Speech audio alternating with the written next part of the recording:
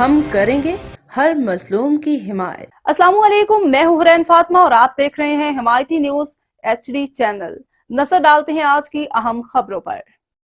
بنیادی سہولتوں سے محروم گڈاف ٹاؤن کی UC گکھڑ بلدیاتی نمائندوں کی توجہ کی منتظر۔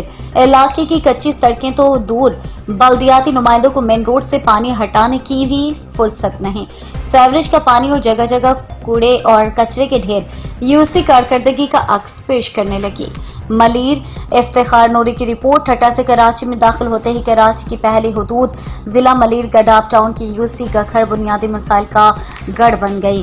منتخب بلدیاتی نمائندوں کی کارکردگی نہ ہونے کی وجہ سے علاقے کی عوام نے بلدیاتی اداروں سے مایوسی اختیار کر لی۔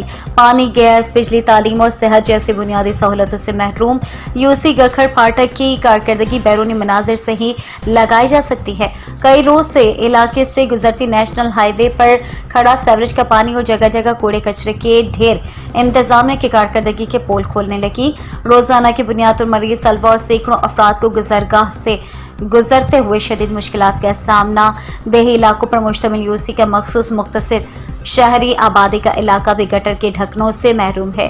علاقہ مکینوں کا صحافیوں سے گفتگو میں کہنا تھا کہ کئی سالوں سے پیپلز پارٹی کو ووٹ دے رہے ہیں، پھر بھی بنیادی مسائل تو دور، لیکن مین نیشنل ہائی وے کے جس سے گزرتے ہوئے ہم کراچی میں داخل ہو کر اپنے مسائل روزی روٹی اور بیماری پڑھائی کے لیے دوسرے علاقوں کو جاتے ہیں، اور یہی سڑک ہے جو ٹھٹہ سے کراچی کو ملاتی ہے، اور روزانہ ہزاروں لوگ اس سڑک سے گزرتے ہیں۔ اس کی بدترین صورتحال کو دیکھ کر دل خون کے آنسو روتا ہے۔ ہم بلال بھٹو زرداری سے اپیل کرتے ہیں کہ وہ فی الفور یہاں کے نمائندوں کو ہدایت جاری کریں اور علاقے کے بنیادی مسائل سمیت ان تمام مسائل کو فوری حل کرنے کا کہیں۔